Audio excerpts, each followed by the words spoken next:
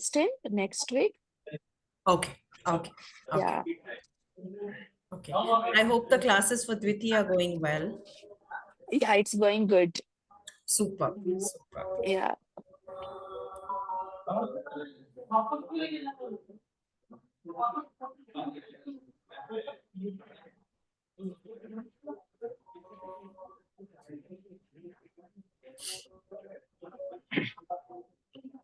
Kishore Mahoday, I think we can just wait for another 2 to 3 minutes. Okay. I'll just push a reminder on all our groups.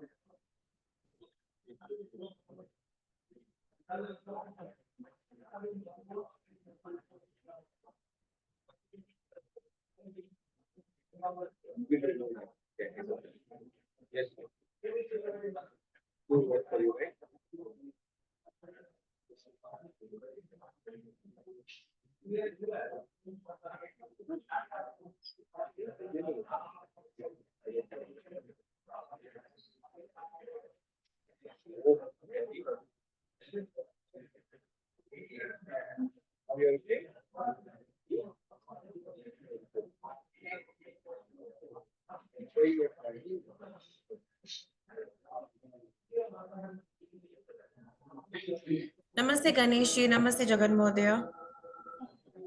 Namaste Swati Bhagini.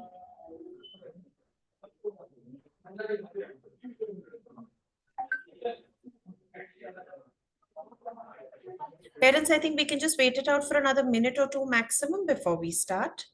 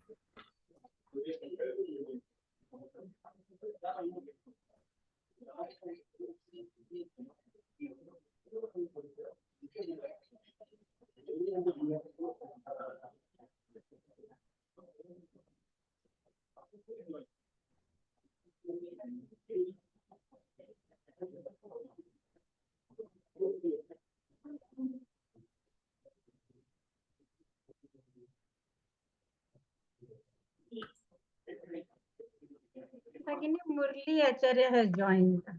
Oh, fantastic. Namaste Murli Acharya. Namaste Murli Acharya. Bahut dhanyavad.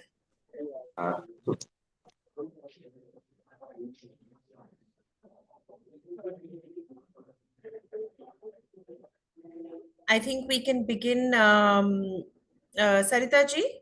Yes, Bhagini, we can I think start. we can admit as and when people continue to join in. Sure. Okay. A very good evening to all the parents who joined us this evening on this episode, on our 4th episode of Samvada Sarini with Agastya Gurukulam. Deep gratitude to each one of you to take out time on a weekend, especially a relatively festive weekend with Sankranti round the corner. I'm sure we all have our own share of festivities coming up. So I really, really appreciate you to take out time and join us for this discussion that we have. So quickly, I would introduce the guest. MVK Acharya, Murli Venkatakrishna Acharya was to host this episode, but unfortunately is down with a very, very severe viral infection. And I'm really grateful that he has joined us this evening. So MVK Acharya, please feel free to add wherever you feel it is important. So of course, I will try my level best to do justice to this particular episode. And do kind of help me if there is something that I may miss out. So today, this evening, we're joined by a very eminent personality in the world of Ayurvedic medicine, Dr. Kishore. Bahut dhanyavad, Dr. Kishore, for joining us this evening and, of course, taking out time from your very, very busy schedule. So Dr. Kishore is currently out at an event, and he's kind of trying to give us his precious time. So we really, really appreciate this, Mahodaya. Bahut dhanyavad.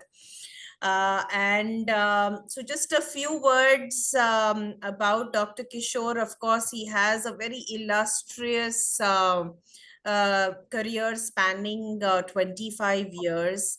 Very difficult to put it in a small little nutshell of a few minutes of introduction. I hope I'm able to do justice to the tall stature of the personality who is amongst us today. Dr. Kishore is a practicing Ayurvedic doctor in Bangalore, pretty close to where our campus is. He has done his MD Ayurveda, and he also has a clinic on Kanakpura Road and does practice Ayurveda. Of course, part of several organizations. He's the president of the India Ayurvedic Foundation. He is also a director and founder of a lot of different verticals that he currently advises in his knowledge and his expertise and capacity of being from very deep Ayurvedic knowledge. And he has also been accredited and bestowed by the Bharat Vibhushana National Award, the Karnataka Vibhushana Award, and of course, the list is endless.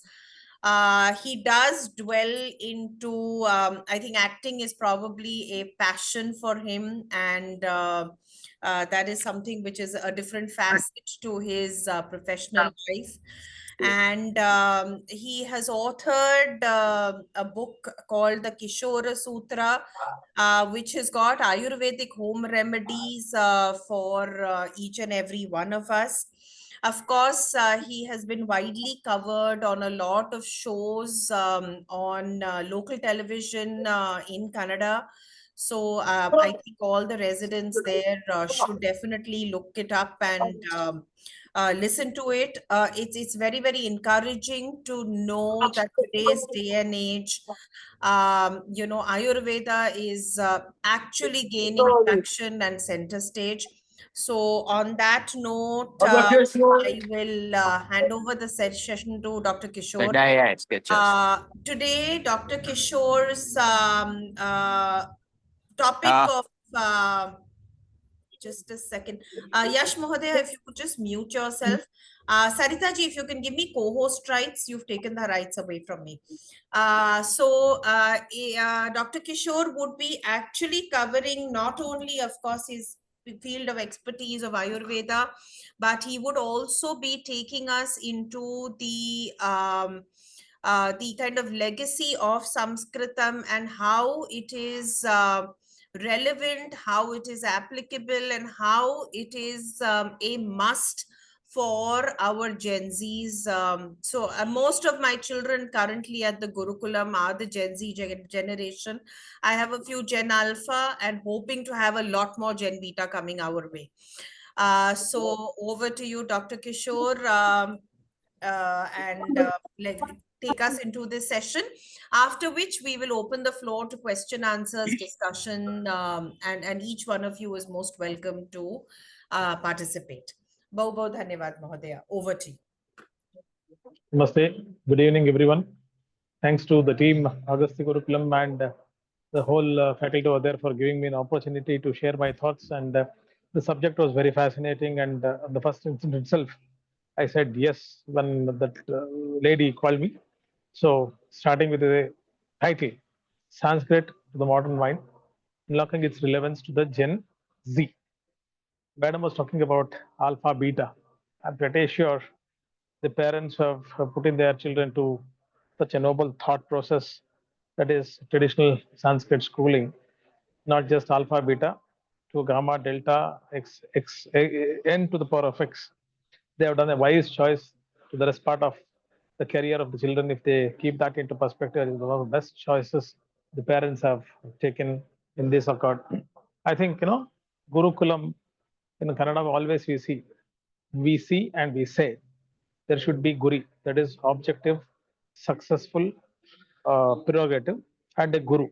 If the guri, that is the objective, success, prerogative, and the guru is simultaneously being subjectively, objectively perceived by a student, I think some hindrance is there in between. Can I continue? Okay.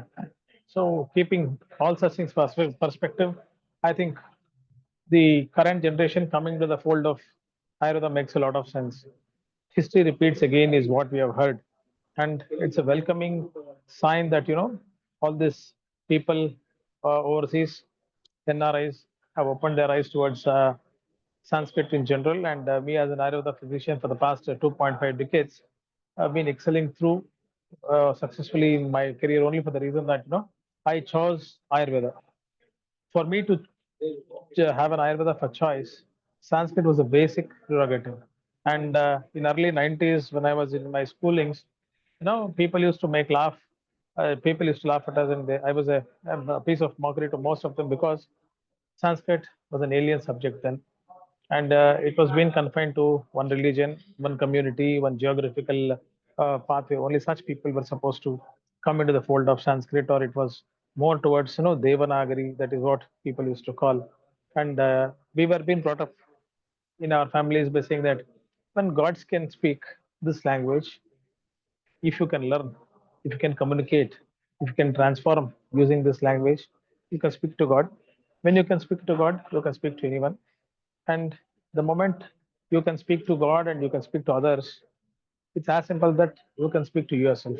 And speaking to ourselves is nothing but, in short, to say that we try to do introspection. And the best thing by knowing Sanskrit, irrespective of science, maths, social, geography, history, Ayurveda, whatever, all said and done, keeping it apart, the child knowing Sanskrit, in my clinical observation for 2.5 decades, makes the child soft, makes the child sober, makes the child more vulnerable, makes the child more cognitive. We say in Sanskrit, there is something called as dhi, dhriti, and smriti. That is memory, intellect, recognition, retention, and reproduction. All these five parameters successfully shall improve by mere understanding, learning to speak, and trying to make others speak. And I was telling with all the organizers who were in touch with me a couple of days back, hardly 7, 8 days back, they were in touch with me and they wanted me to have a talk show for you, all of you people. It was very clear when the child knows Sanskrit at a very young age, it is susceptible to receive at least 10 to 12 languages which is not an Indian language. This is point one to be underlined. I'm pretty sure almost all the Indian languages, the joke of the lifespan of the child, the baby is susceptible to receive, understand, and communicate. And now people of late, for the past 10, 15 years, if you can see, they were much into learning German, learning French, learning lot many other languages, aspiring that they have to go overseas and they have to be accustomed to learn such language in the days to come. So parents used to impart such knowledge, such languages to children in a very young age. And now You've seen a Sanskrit-based school, the schooling concept seeded in America, doing excellently well in Bangalore, and the thought process is non-Sanskrit people with high repute of different professional arenas coming to the fold of education, in specific Sanskrit education, all the more specific education to the base level at the zero level, so that the seeding is perfect. When the seeding is perfect, the success is for sure. So, Shobhanam Bhashitam Shubhashitam. Every Sanskrit now and then, all of us we use verses, phrases, and Sanskrit is the only language wherein which you can use active voice with one sense and meaning, passive voice in the other sense and other meaning. Active voice and passive voice, you can virtually play with words the moment you can write, you can read, you can speak Sanskrit. And the best way to learn Sanskrit, we all learned Sanskrit when I was in seventh standard. That was the first time when I was exposed to Sanskrit. And of course, 8th, 9th, 10th, parallelly, I did my Pratama, Dvitiya, Tritiya, all these Bhasha exams and all. PUC, pre-university, that is 10th and 11th and 12th standards, for the sake of examination, all others had to choose Sanskrit because those times it was a very scoring subject. Out of 125, we could excel getting 100 plus or 110 plus, and I got around 120 plus out of 125 in Sanskrit, assuming that that is one of the major core subjects so that we can score marks. The then Sanskrit, I never even dreamt of going to Ayurveda and becoming a successful physician for 2.5 decades in India, visiting almost 7, 8 countries and treating or lakhs and lakhs of patients in Karnataka. But the Sanskrit, which has been seeded to me in my first 5 years, that is 8th, 9th, 10th, 11th, and 12th. These 5 years of the thorough Sanskrit learning which was being done to me, that led to me after joining Ayurveda to understand Sanskrit verses, verses which were in a textual form. It was so easy, so convenient, rather so choosy for me to get things into the mind at a very faster pace. So understanding was simpler, better, faster, and competitively, I could definitely excel amongst my folks, in which they were not that much exposed to the vocabulary of Sanskrit or reading of Sanskrit or understanding Sanskrit in a better way. So the basics, what I learned, it gave me a cakewalk for 5 years of my Ayurveda, 3 years of my MD again, where in which many people from outside India, outside Karnataka, coming into the fold of post graduation, they started trying to learn Sanskrit at the elementary level because it was Namka Vaste. Yes, they had to learn for the sake of knowing few verses they had learned in the basic degree level, and somehow they pushed on for 5 years. They wanted to excel in clinical practice. That was the only motive then. But after doing PG, understanding the patient's mind, because decoding. The point to emphasize is the moment you know Sanskrit, you can start to decode anything and everything in your own perspective. You can give a new logic, new dimension to the already known established facts of human physiology, human anatomy, human logic of life. So when you start decoding things, the greater amount of success leads very fast. It's very clear. Rather than doing different things, you have to do the same thing in a better way. That was a chosen path which I took in my professional career. So when I entered my teaching profession as an associate professor to many universities and teaching colleges, I could, transform the best known knowledge within me to the community, that is my student community, to effective learning of Sanskrit verses. In Sanskrit, we always say क्वचिदर धर्म क्वचिन मैत्री क्वचिदर्थ क्वचिदशः कर्माभ्यासः क्वचित् चेति जीवन्ति नास्ति निष्फलम्. Such a beautiful way. Most of the times, life is not waste. People think if you learn Sanskrit, what is the future? There were times wherein which, as I told you in my prologue, Sanskrit was confined to one particular religion, one particular region, one particular community, one particular geographic constraint. But today, Germany is talking about Samskrita. US is talking about Samskrita.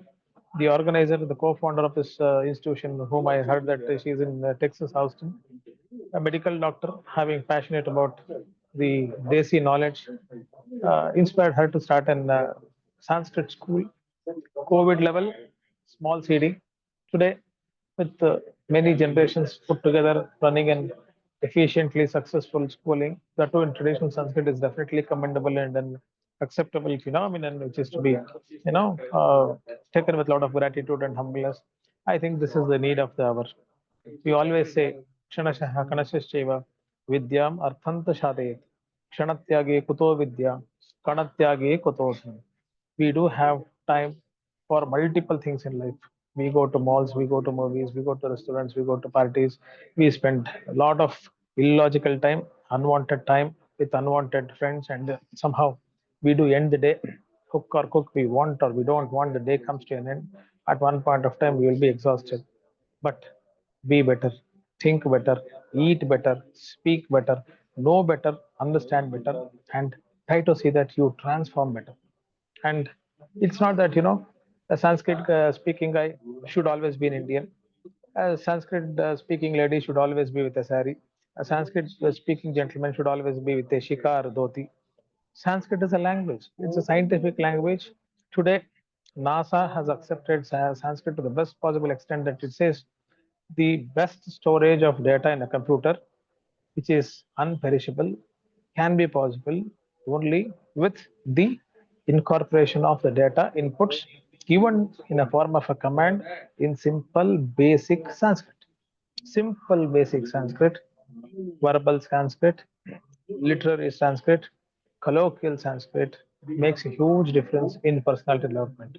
Try to see the crime rates. I've been in touch with many people dealing with crimes in the police department, intelligence department, in airports and things. So that is what is the field of my clinical research. I always see, people attached to Sanskrit in one or the other form. They're always soft, always sober, always with high intellect, always with high delivery, motivational speaking and delivery capabilities to the best possible extent, and the harmony inside the family by mere listening to Sanskrit is documented to be the best. And just imagine when listening levels make your BP calm, keeps your sugar calm, keeps all your hormones to be balanced. If you can try to speak, if you can try to inculcate, just speaking through the tongue makes a huge difference. Provided you decide, you train, you tame, you tune to see that you speak Sanskrit with content, with intent. At the soul level, you start inclination of conversation with pure Sanskrit. Have a soft corner towards all other languages, but be more passionate about the basic mother language Sanskrit. Fortunately or unfortunately, I was a member of Kannada Development Authority to the government of Karnataka, the very major department in Vidhan Sabha 205, which is an administrative body to handle Kannada and related Karnataka issues. The biggest blame on me was that I'm a Sanskrit oriented person, and I don't know how the government has made Dr. Kishore into Kannada Development Authority. The only one befitting reply that I gave to all the related community and the government task force people who questioned me was, they said that you are pro Sanskrit, and how this system has made you the key person to be nominated for Kannada Development Authority. I made the point very clear. I love Sanskrit. Sanskrit is my dream. It's my passion. Sanskrit is more a grandmother to me. If I respect, I love, and I take care of my grandmother well, is that in any way means that I'm neglecting my mother? When I am loving my grandmother so much, that is Sanskrit language, how can I hate Kannada, which is my mother tongue? When I can love, respect, code, decode, explain, explore Sanskrit to the best possible extent in my life. It's a very simple phenomenon, and understanding that the other language, what I speak for the sake of community or for the family, is also been equally respected. So it is beyond community, it is beyond religion, it is beyond age. If you think I'm 75 years old, I'm a granny of a child who is into Agastya Gurukulam, and my child or my ward is into Sanskrit school, and I feel proud. Definitely, this is not the only point that you need to be very happy and proud. The first thing that you have to decide is, even at 75, let me start learning Sanskrit. Even one word a day, small word a day, makes a huge difference for you to create difference to yourself, create difference to the community. And I bet, as a physician, lot of harmony, lot of calmness, And to tell you as a matter of fact, I'm a clinical researcher. I always think that data is my key. I talk to people, explore new things from people, try to listen to people as I'm a very good listener and not a good speaker. The more and more I listen about Sanskrit, I always see people engulfed by Sanskrit, people who embrace Sanskrit, they're always pro nature, pro country, pro parenting, pro Indic, and many pros, nothing negatives. So, what is the best contribution what you can give? When you can love yourself, when you can love your parents, it's a bound duty to love, respect, accept your grandparents, if at all if you're staying with you in your vicinity. The huge communication bondage that you can develop by simple Sanskrit speaking. And the eliteness, what you try to escalate yourself, the way usually we always, it's a human tendency for us to make feel high and feel elated. The moment we try to speak an American English or an European English or an Italian conversation in their own contextual fluency, we always feel that we are something elated. We have not at all tried it with speaking Sanskrit. The more deeper and deeper you go, multiple Indian languages get associated to you by default. Bengali, most of the literature is connected to Sanskrit. Kannada, roughly 83% is connected to Sanskrit. Telugu, around 86% is connected to Sanskrit. Malayalam, almost 87% is connected to Sanskrit. And Hindi, of course. Hindi, very conveniently, you can read, write, speak Hindi the moment you know Sanskrit. Whereas, if you know Hindi, trying to code Sanskrit or decode Sanskrit is a huge problem and a huge difficulty. The moment you know Sanskrit, multiple Indian languages can be very easily, conveniently, by choice, can be learned. The first secret of success by getting into the Sanskrit fold is you are into soft, calm, sober, and elite mode, perseverantly going high with knowledge and perennial calmness. Point to be underlined is perennial calmness. The moment you have an outburst of your emotions, we always scream, no, shut up, get lost, go to hell, etc., etc. We always scream in our own conventional English language. That is what is the usual modern parenting does to the uh, younger generation. Try to show me one bad word. This message is to the parents, not to the youngsters of the Agastya Gurukulam. Try to show me if anyone can scold, abuse you in Sanskrit. When you know Sanskrit, by and large, you learn to know only good things. When you know good things, when you hear good things, obviously you tend to do good things. When you are into this atmosphere, the generation next, which is in your house, will be exposed only for good things in life.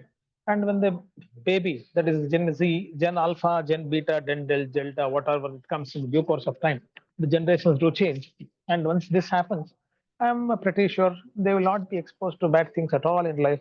And when seeding is perfect, success is for sure. And there will be lot of grammar in the due course of time leads to glamour. Grammar plus grammar and glamour will lead to success. So first important request to the parents over here is be soft towards people who don't know Sanskrit. Okay, I am soft. My neighbor doesn't know Sanskrit. They are into other languages, but I'm very tolerant. So I speak Sanskrit. So let them go to hell. I'm not connected. This is not the way. Be soft means whatever the language that they speak. First of all, you have a lot of tools. Maybe schooling is only for the younger kids. Parents can definitely talk to the teachers, to their children, in whatever the little Sanskrit that they can. Let me tell you my anecdote. My mother tongue is Telugu. My house language is Kannada. When my daughter was born, she was very clear that she had to speak only Kannada.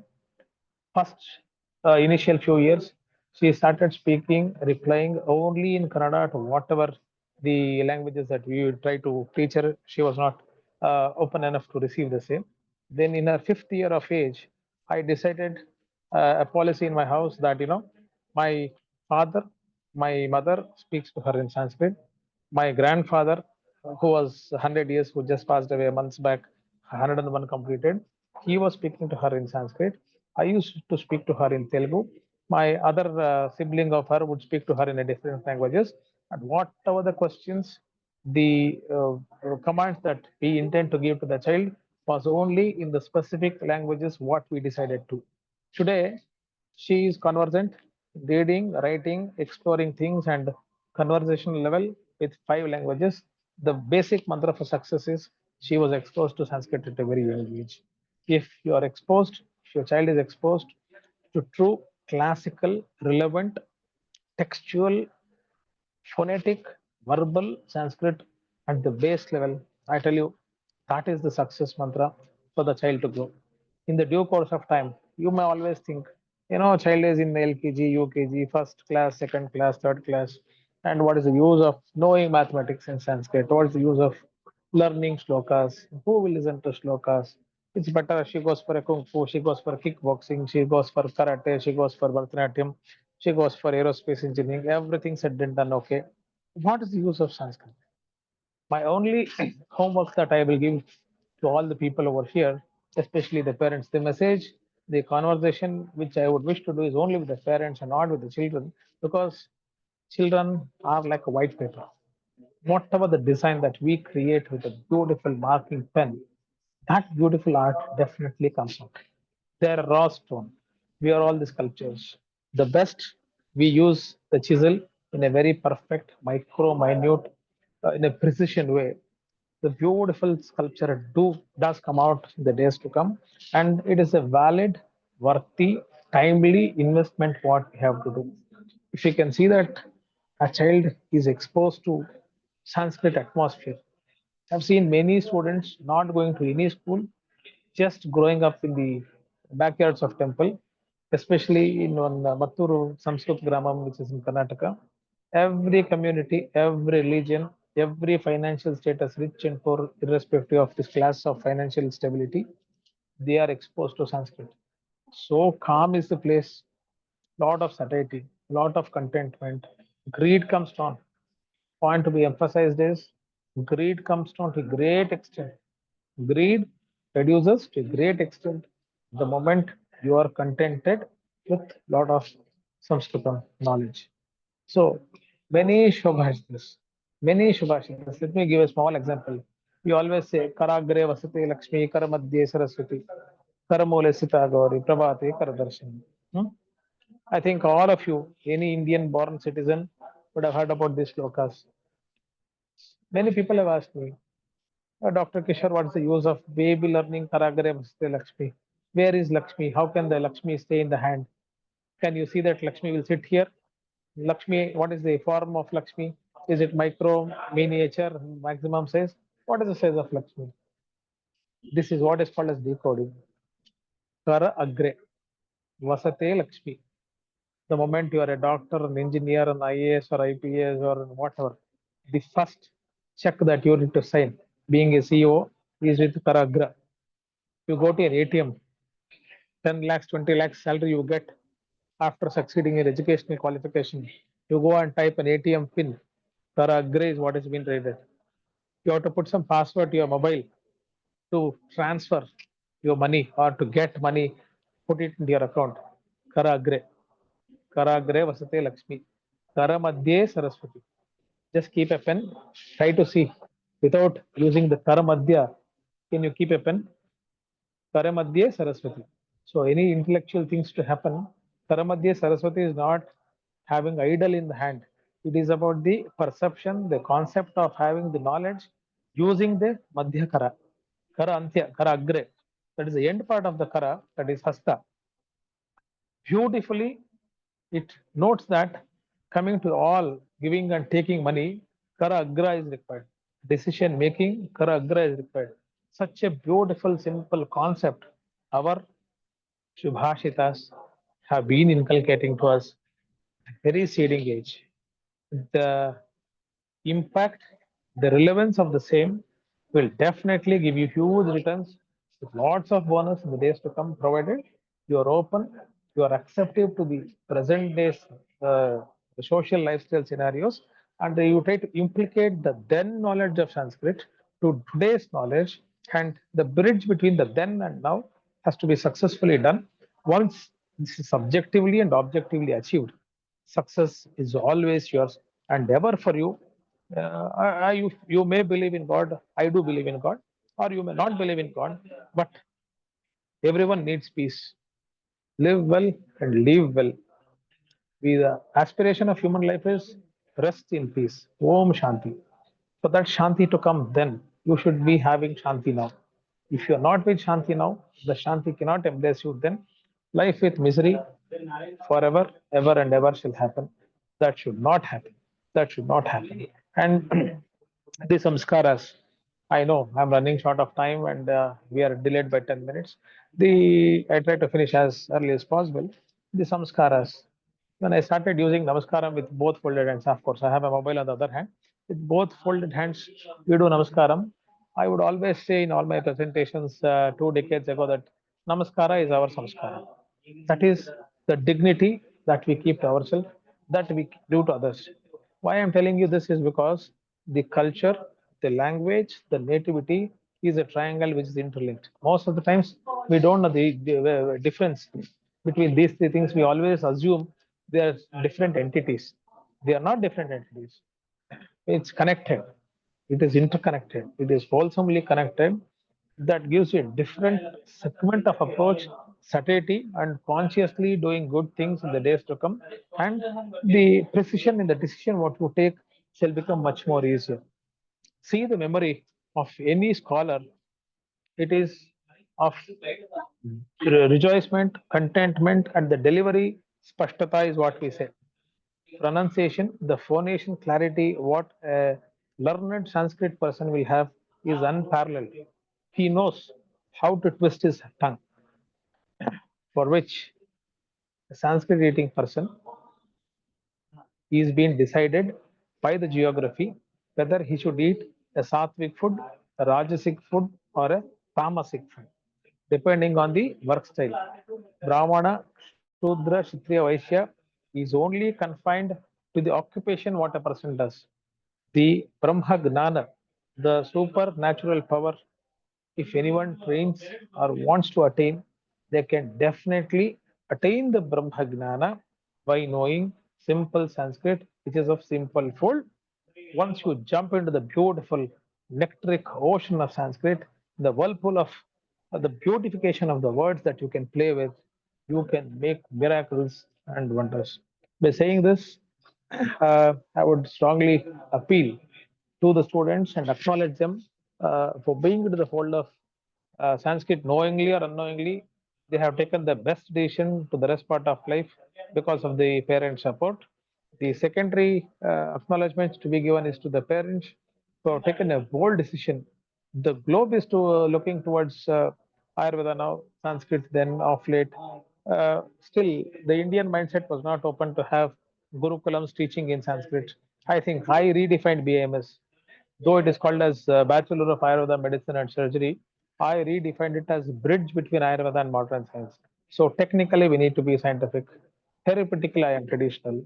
I try to bridge the gap between tradition and technology. So, as I told, Sanskrit person need not leave a shika. Sanskrit speaking person is not that he should not be with a tie and coat.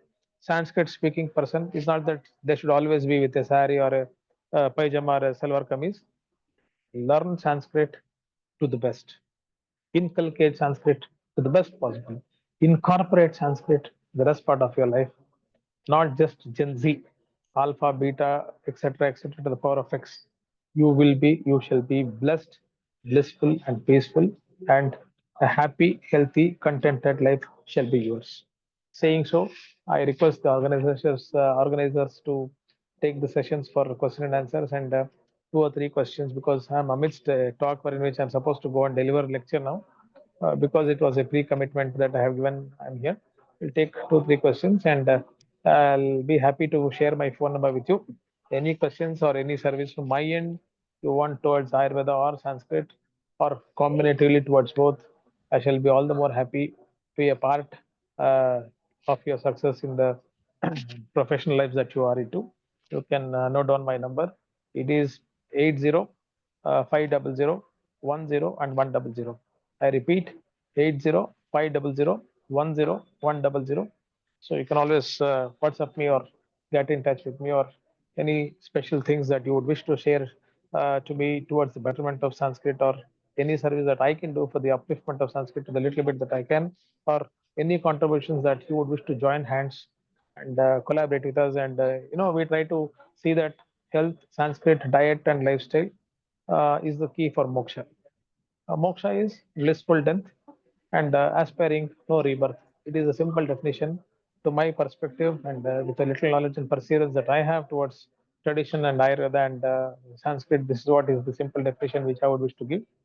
If anyone would wish to be a part of nation building, Sanatanata to be continued and upheld, and I'm always there with you. Saying so, uh, I will extend my uh, thanks to the organizers, and also especially to the parents, not just the children. And I welcome children wholeheartedly to the whole world of Ayurveda, wherein which you are the custodians of the next generation. And I want you to prosper well, do well, and pursue it.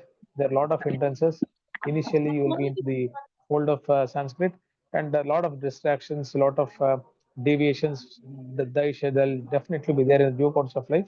It is something like, that it's not a hard work is the highway to success. And initial 1 or 2 years, if you're on the track, and rest of the life, you can be assured that you will not go astray. This is for sure.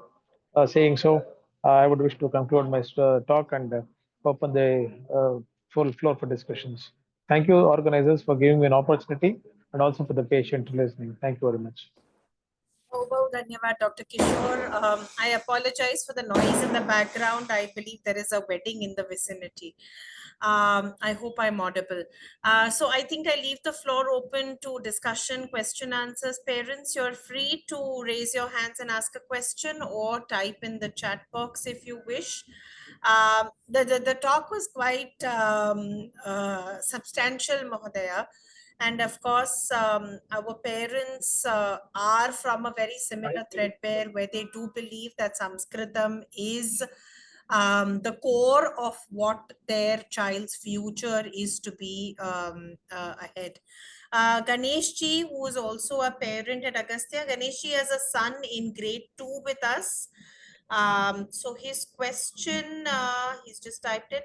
How do you see the future of Ayurvedic practices, considering such a society we are living, in terms of pollution, use of chemicals, and havoc played by allopathy?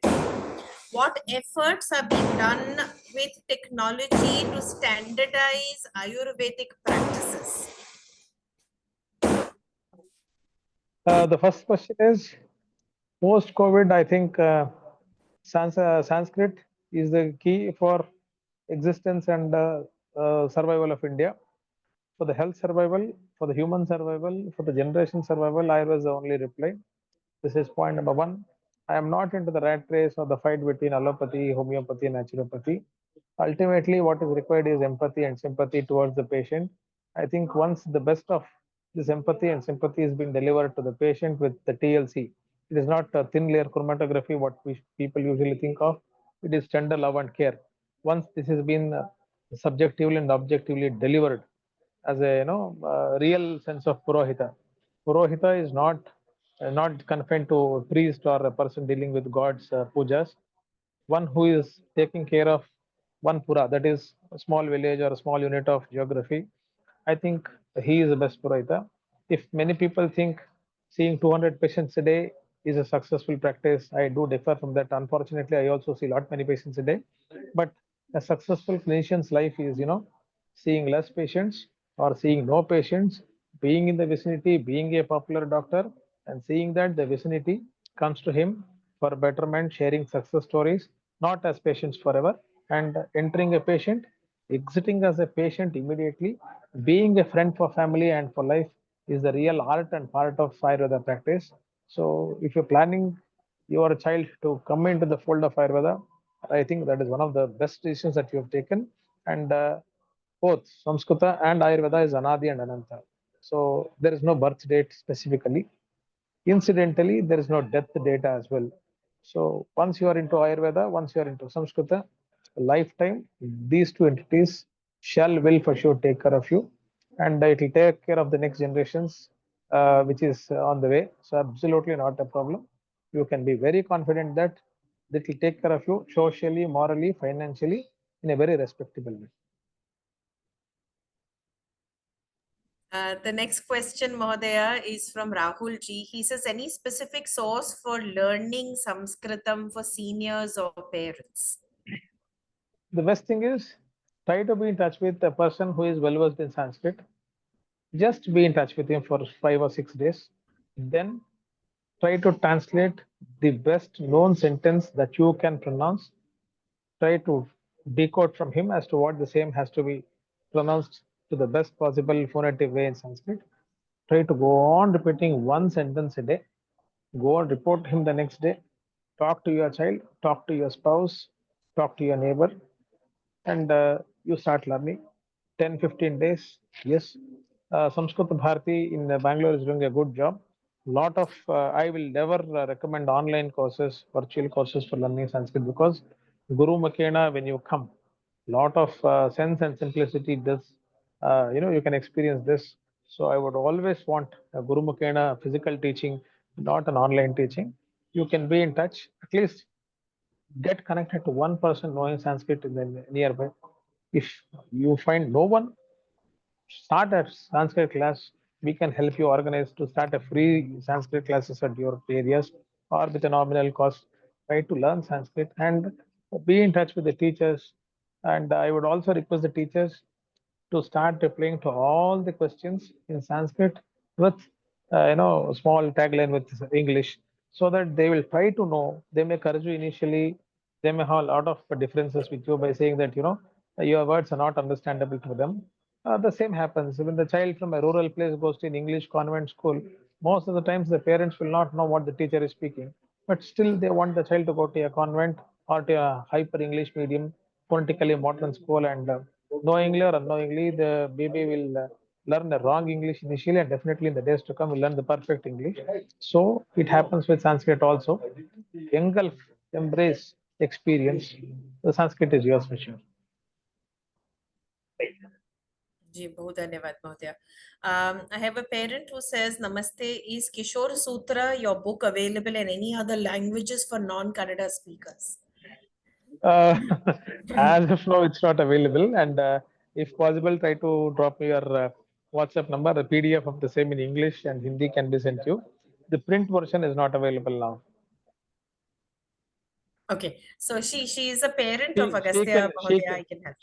she can always see my videos on Kishore Sutra on YouTube. Just go to YouTube and type Dr. C. A. Kishore, Dr. small space C space A space Kishore, Dr. C. A. Kishore, or Kishore Kishore space Sutra, not THRA. Kishore space Sutra. You can always get all my videos so that multiple languages that have spoken can be visualized by you. Or else you can just type my mobile number. Lot many videos do come. That also you can check out. It's 80-500-10100. Sure. Gee, parents, anyone, anything else that we'd like to? Okay, Rahul ji said, Anek Anek Dhanyavad Mahodaya, blessed to attend your session. My pleasure. My pleasure. Bahut bahut dhanyavad, Rahul ji. Parents, anybody, any more questions? Anything that we'd like to discuss? So Kishore ji, I think I would extend my invitation on behalf of the entire Agastya Parivar. If you are in Jayanagar, do drop in at the campus. You'll get to see how our children learn and how the entire teaching learning process is kind of carried out. The Guru Shishya Parampara, as well as it's kind of we're an academic driven institution, so it's a combination of modern academics with IKS. So do give us your feedback. It's very, very Definitely. It's a pleasure valuable. to be there. I will Yeah, definitely come absolutely. at the earliest. love to have you there. Atiti Devo Bhava for us, and our acharyas will be very happy to receive you there. Acharya Deva Bhava to me. Absolutely. That's very humble and modest of you. Parents, I think if there is any further question or concern or anything that we'd like to discuss, They can text it to me, because if you can kindly I permit believe me, 9 o'clock is my other show. Mahodaya also has another commitment. Fair, Mahodaya. So on that note, I think I would like to end this session. Bahut dhanyavad for joining us, Dr. Kishore. And dhanyavad parents for taking out time on the weekend to spend this hour with us. And look forward to presenting many more interactive episodes in the future. And look forward to hosting you at the campus, Mahodaya. Bahut dhanyavad. Jayat Bharatam, Vande Bharatam, Vande Mataram. Namaste. Absolutely. Namaste. Shubharatri. Ram Ram. Namo Namah, parents. धन्यवाद Yamini ji, the YouTube channel is there on the Madhura ji has just Okay. sent in the chat box. Yeah. The YouTube channel is there on the in the chat box if anybody would like to take a reference from there. Dhanyavad, parents. Namaste, Preeti ji. Thank you for joining us. Namaste, namaste. It was a great presentation, or basically discussion. I really appreciate having invited Kishore Ji for the Samvada Sarini. I wish more of the students had participated in it, and more of the new parents. But this is good, and thank you very much all parents whosoever were there for asking really interesting questions. The recording is there on YouTube, Bhagini. We can always share the link with the parents.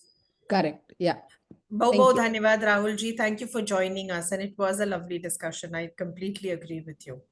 Dhanyavad, Rahul ji. Dhanyavad, MVK Acharya. Please take care.